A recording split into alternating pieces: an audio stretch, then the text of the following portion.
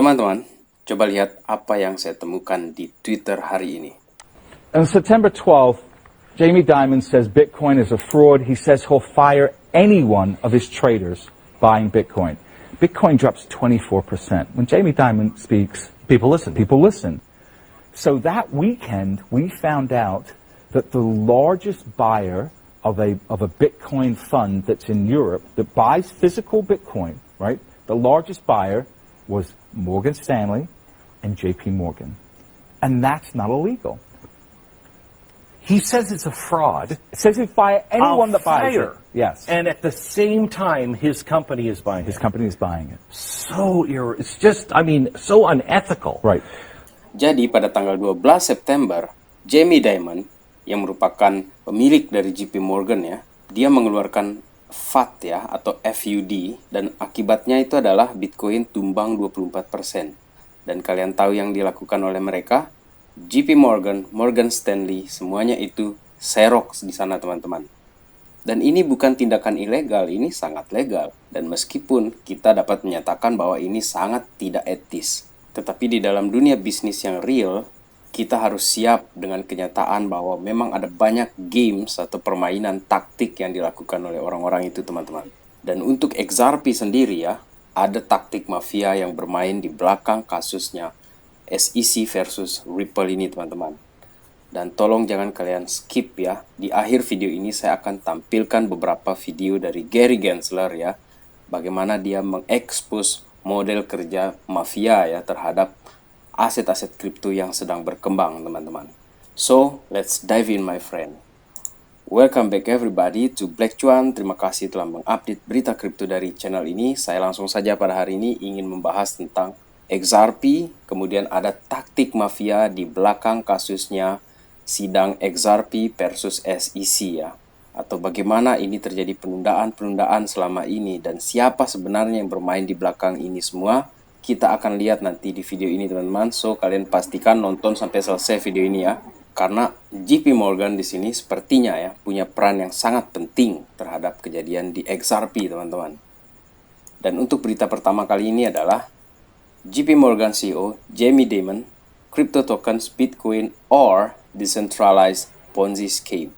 Dan seperti dikatakan tadi bahwa di bulan September tanggal 12 JP Morgan juga mengeluarkan FUD yang sama. Dan apa yang terjadi? Terjadi pembelian besar pada hari itu teman-teman.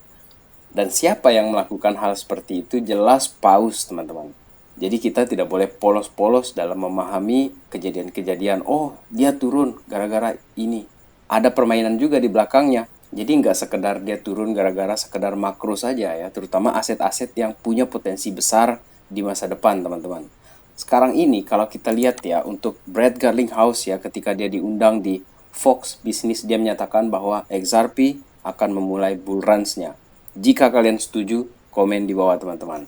Kemudian selanjutnya di sini ya sudah saya katakan di video sebelumnya bahwa kedatangan Caroline Pham ini ya merupakan salah satu bentuk engagement dari CFTC dengan XRP teman-teman. Apakah bisa jadi CFTC ini akan bentrok dia dengan SEC? Mari kita lihat nanti teman-teman ya. Karena si Caroline Pham ini ya sudah datang ke XRP untuk melihat secara langsung, untuk mendapatkan penjelasan secara langsung dari Brad Garlinghouse ya yang merupakan CEO dari Ripple itu, untuk mendapatkan kejelasan kemana sebenarnya XRP ini mau ditaruh, di sekuritas kah atau di komoditas. Dan dengan datangnya dia ke sana untuk mendengarkan langsung ya, saya yakin bahwa ini adalah sebuah settlement ya yang belum diketok palu tapi rasanya sudah kayak menang. Seperti itu teman-teman. Kemudian untuk Ripple masih di sini teman-teman ya. Kita berbicara mengenai leading the story of the future money. Jadi ini merupakan jargon dari CoinDesk ya teman-teman. Saya ambil di sini dan saya menganggap bahwa cerita-cerita untuk masa depan keuangan ini akan ada peran di sana itu adalah salah satunya Ripple teman-teman. Kemudian sekarang ini kalau kita lihat ya dari CoinDesk di sini masih General Counsel ya Alderotis ini menyatakan bahwa SEC itu tidak sedang menuntut Ripple, tetapi sepertinya mereka ini mengada-ada teman-teman, ingin membuat semacam undang-undang atau hukum yang baru ya terhadap Ripple. Dan kalau dikatakan oleh General Counsel dari Ripple ya, Alderotti dia katakan bahwa Mereka tidak punya kuasa untuk itu. Hanya Kongres yang punya kuasa untuk membuat hukum ataupun undang-undang baru terhadap Ripple ataupun kripto, teman-teman. Bukan SEC. SEC itu hanya lembaga yang disuruh-suruh saja sama mereka. Seperti itu, teman-teman. Kemudian sekarang ini kalau kita lihat ya, meskipun di tengah kasusnya SEC melawan Ripple ya, lagi panas-panas legal hit mereka ini, tetapi ada kemungkinan bahwa akan terjadi possible settlement soon.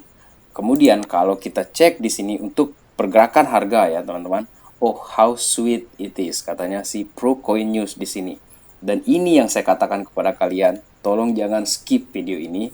Saya akan ada penjelasan ya mengenai sebuah terbongkarnya ya bagaimana kedok taktik mafia itu tentang Ripple ini teman-teman, atau bagaimana mereka ini orang-orang besar ini ya ingin mendapatkan jatah ya dari teknologi yang terbaru ini teman-teman. Dan kalau kita kembali ke price action di sini ya teman-teman ya, XRP ini sudah mengungguli dua aset nomor 1 dan nomor 2 di dalam ekosistem kripto. BTC dan ETH sedang tumbang-tumbang, XRP lagi naik. Meskipun sekarang ini kita tahu ada penurunan yang terjadi di XRP.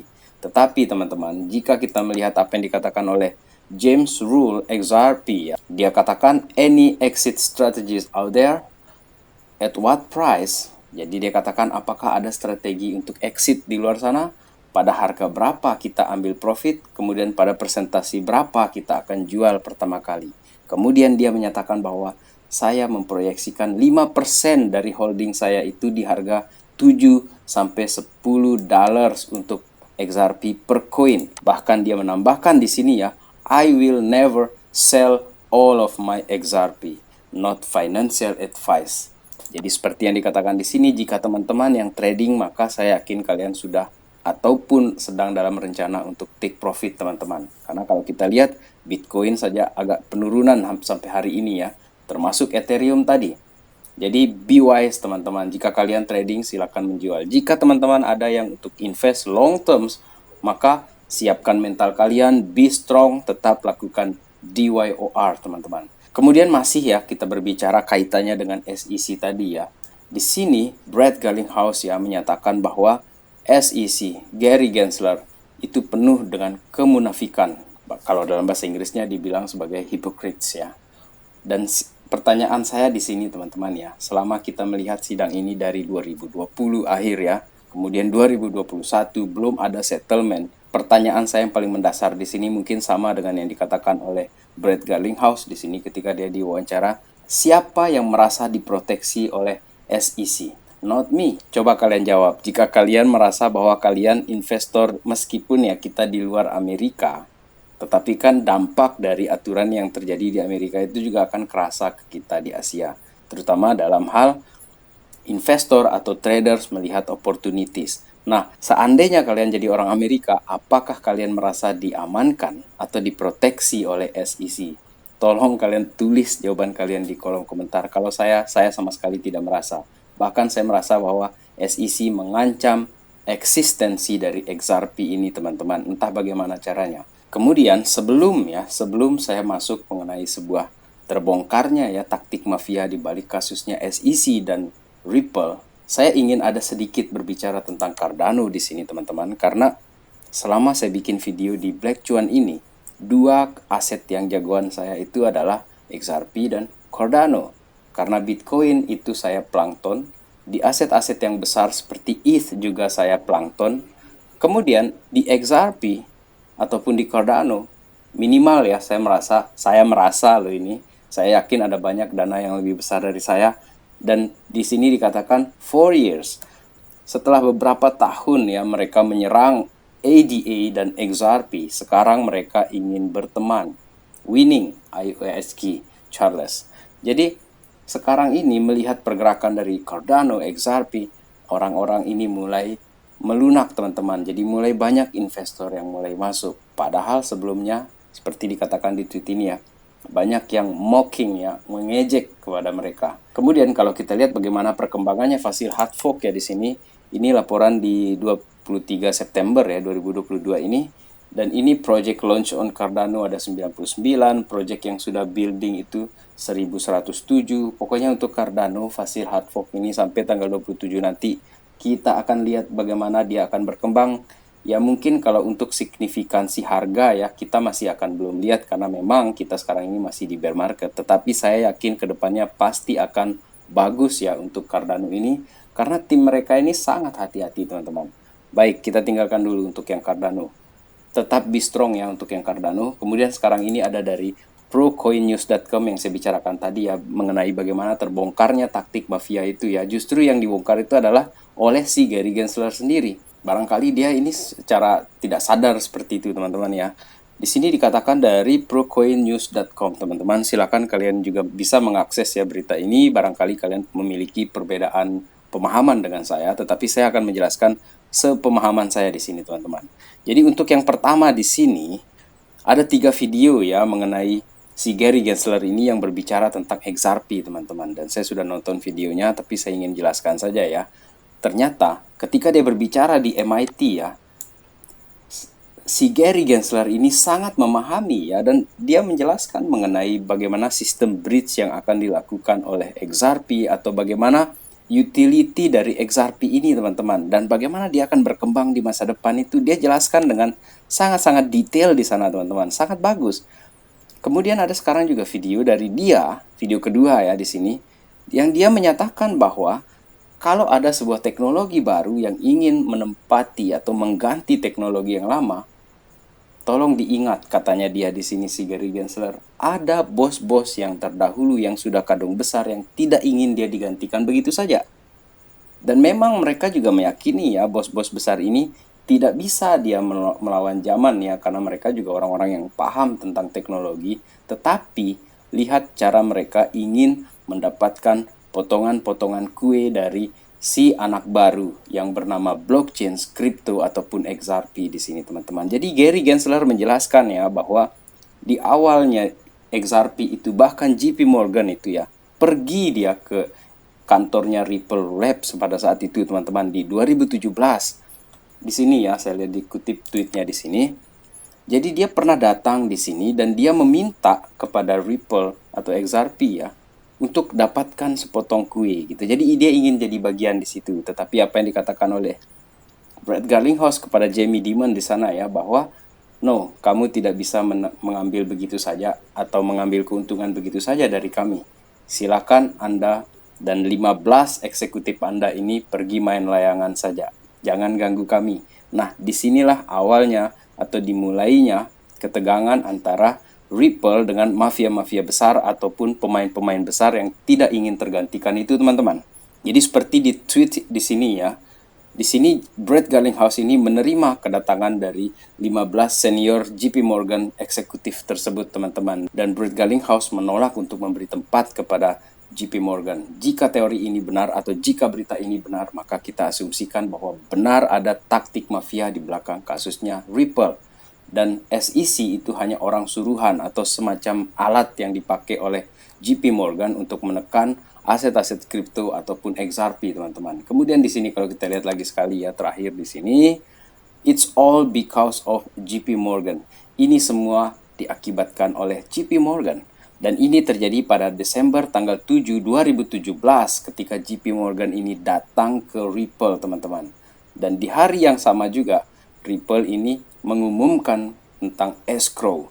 Kemudian di minggu setelahnya, William Hinman yang merupakan kepala SEC pada saat itu ya bertemu dengan Jay Lubin dari ETH ya, tim dari ETH, kemudian dari pengacara konsensus dan juga JP Morgan teman-teman. Dan pada saat itu teman-teman, Ripple ini mendapatkan warning terakhir dari mereka supaya bisa JP Morgan ini ambil bagian di dalam proyek mereka dan persis seperti yang dijelaskan oleh Gary Gensler di sini tadi. Si Gary Gensler ini mengatakan bahwa mereka ingin ambil bagian 50% dari ownership-mu. Jadi kalau kamu kerjasama dengan 20 bank, 50%-nya kasih ke kami. Karena kami ini sudah duluan besar gitu loh. Jadi Anda ini new kid on the block, jadi you mesti paham lah sama bos besar. Seperti itu yang dikatakan oleh Gary Gensler di kuliahnya dia di MIT itu teman-teman. Jadi kalau menurut procoinnews.com ini ya, justru Gary Gensler ini yang secara tidak sengaja ya mungkin di sini, atau memang ada yang merekam di sini tanpa sepengetahuan dia. Dia menjelaskan bagaimana model kinerjanya big boss itu ya untuk mengontrol keberlangsungan aset-aset baru yang mengancam eksistensi mereka, para pemilik bank yang ada di dunia sekarang ini. Jadi kalau dikatakan oleh Gary Gensler di video yang terakhir ya di sini, saya ingin menjelaskan saja ya dari apa yang saya nonton di sini, bahwa Gary Gensler ini menjelaskan ya bahwa 10-15 tahun ke depan orang-orang besar ini atau institusi besar ini, atau kita sebut sajalah JP Morgan ya menurut berita di sini, dia tidak ingin ketinggalan kereta. Oleh karena itu bagaimanapun caranya dia mau masuk.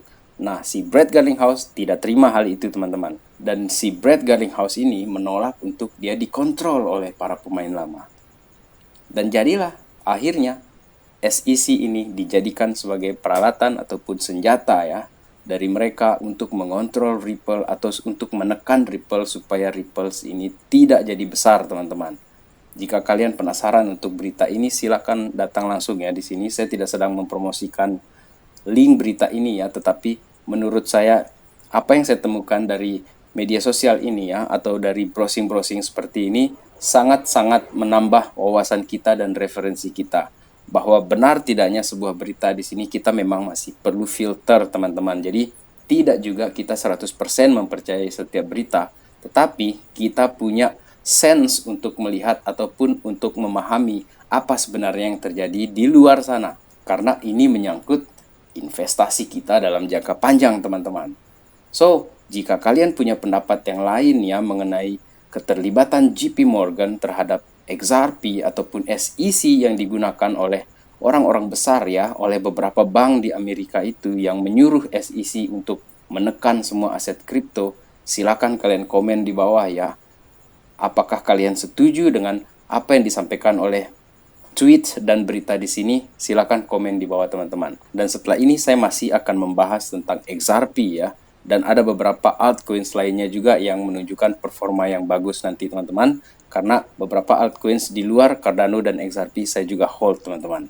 Baik, terima kasih dulu ya untuk video kali ini.